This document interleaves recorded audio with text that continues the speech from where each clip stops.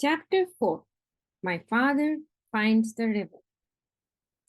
The jungle began just beyond a narrow strip of beach.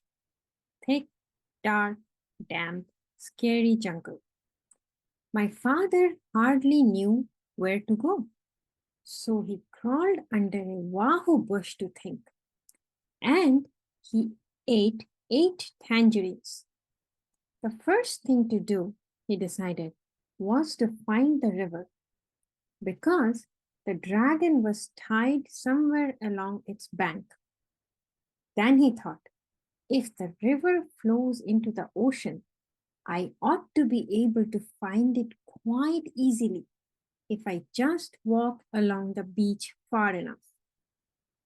So my father walked until the sun rose, and he was quite far from the ocean rocks. It was dangerous to stay near them because they might be guarded in the daytime. He found a clump of tall grass and sat down. Then he took off his rubber boots and ate 3 more tangerines. He could have eaten 12, but he hadn't seen any tangerines on this island, and he could not risk running out of something to eat. My father slept all that day and only woke up late in the afternoon when he heard a funny little voice saying, "Queer, queer, what a dear little duck! I mean, dear, dear, what a queer little rock!" My father saw a tiny paw rubbing itself on his knapsack. He lay very still, and the mouse, for it was a mouse, hurried away, muttering to itself, "I must tell Tom Daddy. I must tell somebody." My father waited a few minutes and then started down the beach because it was almost dark now and he was afraid the mouse really would tell somebody. He walked all night and 2 scary things happened. First, he had to sneeze. So he did, and somebody close by said, "Is that you, monkey?" My father said, "Yes." Then the voice said, "You must have something on your back, monkey." And my father said, "Yes," because he did. He had his knapsack on his back. "What do you have on your back, monkey?" asked the voice. My father didn't know what to say because what would a monkey have on its back? And how would it sound telling someone about it if it did have something? Just then another voice said, "I bet you're taking your sick grandmother to the doctor's." My father said, "Yes," and hurried on. Quite by accident, he found out later that he had been talking to a pair of tortoises.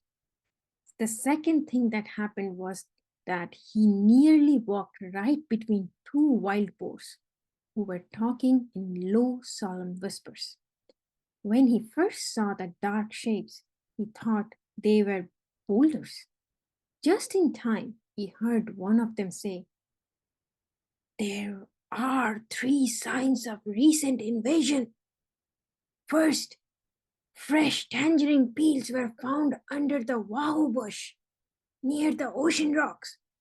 Second, a mouse reported an extraordinary rock some distance from the ocean rocks, which, upon further investigation, simply wasn't there. However, more fresh tangerine peels were found in the same spot, which is the third sign of invasion. Since tangerines do not grow in our island, somebody must have brought them across the ocean rocks from the other island, which may or may not have something to do with the appearance and or disappearance of the extraordinary rock reported by the mouse." After a long silence, the other boar said, You know, I think we are taking all this too seriously. Those pills probably floated over here all by themselves.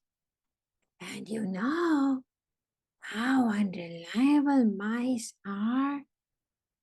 Besides, if there had been an invasion, I would have seen it. Perhaps you're right, said the first boar. Shall we retire? Whereupon they both trundled back into the jungle. Well, that taught my father a lesson, and after that, he saved all his tangerine peels. He walked all night and toward morning came to the river. Then his troubles really began. End of chapter 4.